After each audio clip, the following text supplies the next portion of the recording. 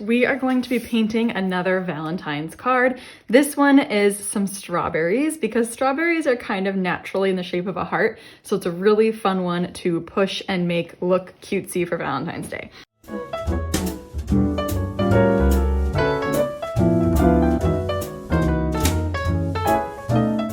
Now all I've done to start is I have sketched 3 kind of heart shapes. They're not super distinct hearts, they're fairly rounded because again, I'm going for strawberries, but at least I know where my strawberries are gonna go and I've got the general shape. So I just drew very lightly 3 kind of strawberry hearts. Now I'm gonna paint them and I'm gonna make the outside of a strawberry, inside, outside, and do this kind of pattern. So the outside of the strawberry is much easier because it's just gonna start with plain red pink. So I'm using an alizarin crimson here. So it's kind of a pinkish red to begin with.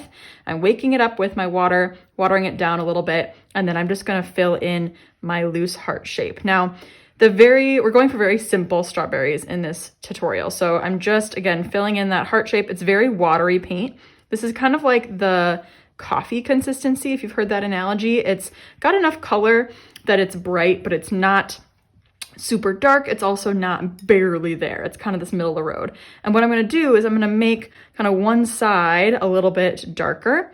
And since this is kind of a loose illustration, I'm going to embrace the sort of watery look and not worry too much about exact value change. I do think I want there to be a little bit more dark. Ooh, that's a lot of water. So whenever it really blooms like that, I'm going to actually dry my brush off and use my brush like a sponge to kind of lift out some so I can still get that kind of highlight. And this just kind of, again, makes it look more shapely and round like a strawberry would be. So I'm going to do that to the bottom heart as well. So start with my sort of coffee consistency and just a medium, not opaque. It's hard to be completely opaque in watercolor anyways, but also not super light because we want it to be a nice bright color. And then now that I've got that base, I'm going to get some more paint. This time I'm getting more pigment on the brush, and I'm going to drip that pigment in kind of along the right, maybe a little bit on the left. And then I'm going to clean, dry my brush and use it a bit like a sponge to kind of lift out a section. I can go back here and lift it even a little bit more and make there be kind of this highlight on the left side. So it just gives it a bit more value. As it starts to dry, I can look and keep pulling more out, or as it starts to dry, I can always go back in and drip or place a bit more darkness. So look, I can push that one even a little further, maybe a little bit up at the top where the stem and the little leaves will come out. That could be nice to have a little shadow there. So just kind of playing and pushing that dark and light back and forth. Now, yes, they have seeds on them, and we're gonna get to those later. For now, we're just doing this first base layer. Now, the inside of a strawberry, we're going to be leaving some white negative space. So this time, we're gonna wake up our red. Same, a little bit lighter actually, a little less red this time, it's a little more water. And this time, I'm gonna start by tracing the outside of my heart because I do want that to be all kind of pink. We're going, again, a little lighter, a little more pink. And then I'm gonna do this kind of oval in the middle. And then what I'm gonna do is from the edge, I'm gonna kind of pull towards the middle in this sort of loose striped motion.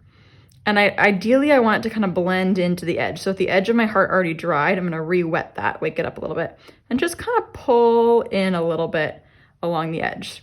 Now, I taped mine down, so I can't really twist it, but think about how your hand moves and what's easiest. So I'm gonna have to pull the other direction, but I kind of wish I could pull in the same direction I did as the other way. So I would have kind of flipped my paper upside down and done the same direction or method of pulling my wrist, pulling the brush, but you got to work with what you got.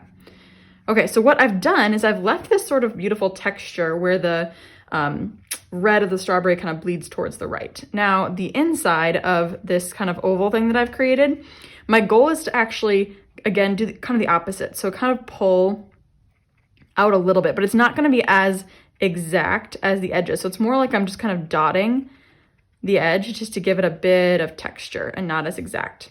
Now what I'm going to do is I'm going to clean my brush. I'm going to dry it. Now I can't get it perfectly dry, which is good. I want it to be a little damp. And I'm just going to smudge, and kind of go back and forth between the outside and the middle. And what's gonna happen is my clean, damp brush, if it gets too much pigment on it, I'm gonna clean it, dry it again, is it's going to kind of wake up the paint that's there and just blur it. And look how that kind of area now is a little bit faded and fuzzy. It's not bright, bright white. And then I'm gonna do the same thing on the inside here. I'm just gonna kind of fade the inside of this oval by blurring the edge of it. And that is just lovely. It's just that gradual change. And I did that by kind of re-waking up the edges of those shapes to make the inside of my strawberry. Okay, I gotta make sure these are all dry before our next step. So I'm gonna use my heat gun to dry it. If you have a hair dryer, that works too. Or you can just wait for it to dry while you go sip your coffee.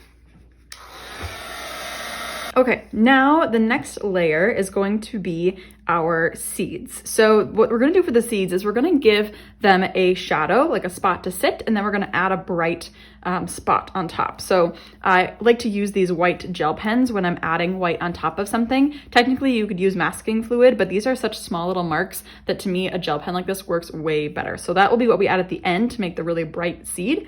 But for now we need to put a shadow in place first. So we're gonna make a darker red mixture. So I'm gonna put my red, I'm kind of running out of spots on my paint palette. I should have cleaned it first, but I'm gonna throw it over here because that's mostly red. I'm gonna get a little bit of brown first instead of black. Sometimes black can have another color kind of hiding in it. So I like to use brown when I can to make my shadows. All right, I've got this. Now I'm using a smaller brush. This one's a 2. The first one I was using is a 6. These are some of my favorite brushes lately and they're on my supply list, so you can take a look there. And all I'm gonna do is kind of scatter some little dashed marks. So they gotta be kind of a little long, not just a dot, but like a long sort of oval, because we need room to put that mark in the middle. So they're kind of ovular. Look how I curve them with the curve of the strawberry. That is ideal because it's gonna help show the shape of our strawberry here. So don't put them all straight up and down. If you're going along the side, kind of bend them as well so it feels like they are following the curve of the fruit. So I'm gonna go ahead and put these everywhere on the outsides of my strawberry, trying to keep the size fairly consistent, fairly evenly spaced. It just looks nicer, although real strawberries, I'm sure there are some that are closer together, some seeds that are closer together, and some that are further away. So if it gets to be a little random, that's probably more realistic and totally fine. So I'm gonna do this on my next strawberry as well.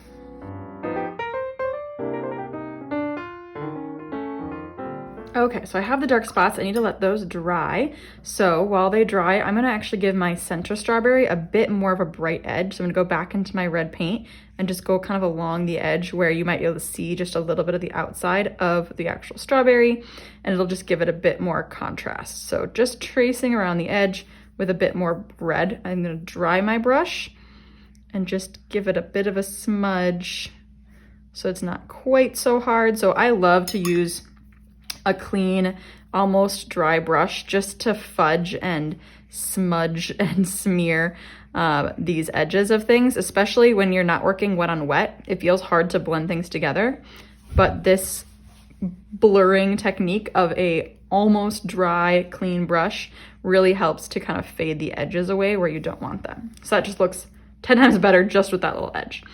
And then while we're still waiting for those seeds to dry, let's go ahead and do our little leafy tops. So I like to make, I like this to be kind of a bold green, but since it's coming from like an actual object in the garden, I kind of want to muddy it up a little bit. So I'm going to start with just waking up my green here. This is a Hooker's green, dark, I believe. Something similar to that, if it's not that exact color. And then I'm going to add some brown, just like I did with my red, and that's going to kind of muddy the color a little bit and make it just feel a bit more like an actual leaf out of the garden. Now we're going for pretty loose, so I'm just gonna kind of do some wiggly, curvy lines that kind of have a point at the top, and that's just gonna feel like the edges of my strawberry. So I'm not going for an exact leaf with veins and details because this is kind of an illustrative cartoon look, but as long as it kind of goes to a point and there's a few of them, it'll feel like a nice little top to our strawberry. That's probably good enough up there. Do the same thing for this one down here. I like to make them kind of different lengths. One's tall, one's short, leaning into each other, bumping into each other. Maybe there's even one a little bit on the strawberry itself. That can be hard because of the transparency of the red.